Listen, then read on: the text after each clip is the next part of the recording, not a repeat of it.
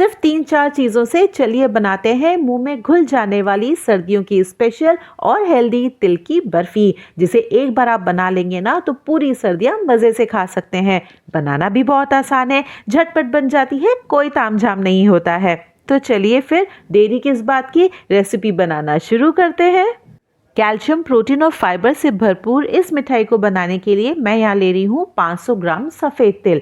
Market में 2 तरह के सफ़ेद तिल मिलते हैं, एक छिलके वाले और एक बिना छिलके वाले। मैंने यहाँ पर बिना छिलके वाले सफ़ेद तिल लिए हैं जो कि काफ़ी सॉफ्ट होते हैं। तो इनको भूनने के लिए हमें लेनी है कोई मोटे तले की कढ़ाई या फिर पैन, और इनको बिल्कुल लो फ्लेम पे भूनना है। सिर्फ 2 से 3 मिनट लगते हैं और ये बहुत अच्छे से भून जाते हैं। इसको हमें कोई तेल या घी नहीं डालना है, सिर्फ ड्राई रोस्ट करना है। मॉइस्चर बिल्कुल ख़त्म हो जाता है, थोड़े से फूल जाते हैं, बस इतना ही हमें इसे भूनना है।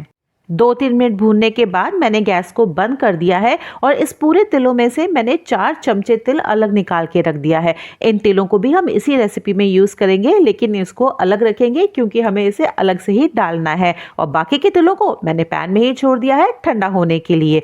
तो जब तक ये तिल ठंडे होते हैं हम तैयारी कर लेते हैं बर्फ़ी को जमाने के लिए। तो जो थाली मैंने यहाँ पर ली है ना, ये किनारों वाली थाली है, जिसे जमाना थोड़ा आसान हो जाएगा। और इसको मैंने अच्छे से घी लगा करके ग्रीस कर लिया है। घी याद रखिएगा कोने कोने में अच्छे से लगे, और कम से कम जो एजेस है ना उसको तो आपको ध्यान से ग्रीस करना ही है, वरना वहाँ वो चिपकी रह जाती है।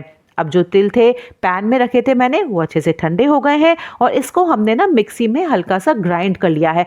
पल्स मोड पे ही करिएगा, बिल्कुल फाइन पाउडर नहीं करना है, दरदरा ही करना है। और हाँ, तिल हमेशा तभी ग्राइंड करिएगा जब ये बिल्कुल ठंडे हो जाए, नहीं तो तिल अपना तेल छोड़ देंगे और स्वाद बिल्कुल खराब हो जाएगा।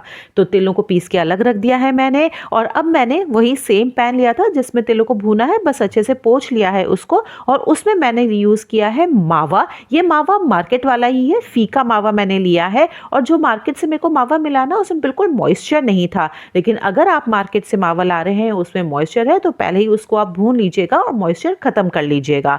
आप चाहे ना तो घर का मावा भी यूज कर सकते हैं।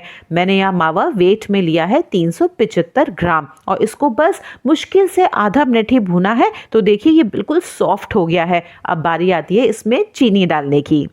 यहाँ मुझसे एक गलती हो गई, मेरा कैमरा ऑन ही नहीं हुआ, वो ऑफ ही रह गया, मुझे याद ही नहीं रहा। तो मैंने यहाँ चीनी डाली है 375 ग्राम, और इसको 3 बैचेस में डाला है। पहला बैच मेरा रिकॉर्ड नहीं हुआ, लेकिन सेकंड बैच में मैंने ये चीनी डाली है और बस इसको मिक्स किया है, कुछ भी नहीं करना है। तो जैसे जैसे आप बैचेस में चीनी डालते जाएंगे ना, ये मेल्ट होती जाएगी और मावा थोड़ा ढीला यानी कि गीला होता जाएगा। अच्छा, बैचेस में क्यों डालनी है चीनी? क्योंकि यहाँ हमने पिसी हुई चीनी नहीं ली है, बिल्कुल जो होल चीनी होती है वही ली है। अगर आप पिसी हुई चीनी ले रहे हैं ना तो सेम वेट में ही लेनी है, बस आप वो एक साथ डाल सकते हैं। पर क्योंकि मेरे यहाँ ग्रैन्यूल्स थे तो मैंने यहाँ 3 बैचेस में डाली है, जैसे कि चीनी अच्छे से मेल्ट हो जाए। और देखिए बिल्कुल मेल्ट हो गई है, थोड़ा सा इसके अंदर बबल्स आने लगे हैं, तब मैंने इसके अंदर इलायची के दानों को ग्राइंड करके डाला है। 14 से 15 इलायची ली, उनके छिलके ही हटा दिए और जो बीज थे ना उसको अच्छे से पीस लिया, वो यहाँ डाला है। और साथ ही में मैंने डाल दिए हैं वो तिल जो हमने दरदरे पीसे थे।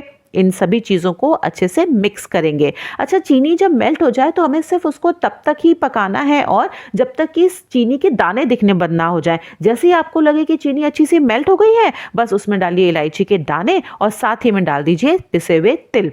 अब तिलों को हम अच्छे से मिक्स कर लेते हैं ताकि इसके अंदर जो मावा नीचे है ना वो नीचे से जलने ना लग जाए, इसीलिए आपको ना कंटिन्यू इसको चलाना है। और इसके साथ ही मैं यहाँ डाल रही हूँ 1 चम्मच घी। इससे घी जो बर्फी है बिल्कुल सॉफ्ट बनेगी और स्वाद भी बहुत अच्छा आता है। साथ ही में जो साबुत तिल हमने अलग निकाल के रखे थे ना, वो भी मैंने इसके अंदर डाल दिए हैं। तो बस अब अपनी बढ़ानी है स्पीड, फटाफट से 10 से 15 सेकंड्स में ही इस मिक्सचर को अच्छे से मिक्स कीजिए और उस थाली में डाल दीजिए जो हमने ग्रीस करके रेडी रखी थी। जो भी स्पैचुला या चमचा आप यूज़ कर रहे हैं उसकी हेल्प से इसको अच्छे से लेवल कर दीजिए। 2-3 बार थाली को अच्छे से टैप कर लीजिए ताकि जो मिक्सचर है वो अच्छे से इवनली फैल जाए। और उसके बाद इसको ऐसे ही छोड़ दीजिए रूम टेम्परेचर पर कम से कम 1.5 घंटे के लिए। और 1.5 घंटे के बाद ही इसमें हम कट्स लगाएंगे। तो 1.5 घंटे के बाद मैंने एक शार्प चाकू लिया है, उसको अच्छे से घी से ग्रीस किया है ताकि मिक्सचर इस पे चिपके नहीं, और मनपसंद की शेप में आप इस बर्फी को काट सकते हैं। तो देखिए, जब मैं बर्फी काट रही थी ना, तभी मुझे समझ में आ गया था कि ये बहुत ही सॉफ्ट, एकदम मक्खन जैसी बर्फी बनके रेडी हुई है, बिल्कुल मेल्ट इन माउथ वाली। ये बर्फी बहुत सेहतमंद होती है, आप इसको बना कर ना महीनों तक स्टोर करके रख सकते हैं, रूम टेम्परेचर पर भी ये खराब नहीं होती है। लेकिन अगर फ्रिज में रख देंगे तो इसकी सेल्फ लाइफ बहुत बढ़ जाती है। तो देखिए, अब इस बर्फी को काटने के बाद थाली को हम बिल्कुल ऐसा ही छोड़ देंगे कम से कम 4 से 5 घंटे के लिए, और उसके बाद ही आप इस बर्फी को निकालिएगा। तो देखिए, जब मैं बर्फी निकाल रही थी ना, तभी मुझे समझ में आ गया था कि कितनी टेम्पटिंग है और कितनी डिलीशियस बनी होगी। आशा करती हूँ आपको ये वीडियो रेसिपी अच्छी लगी होगी। अगर अच्छी लगी हो तो सब्सक्राइब करिए चैनल।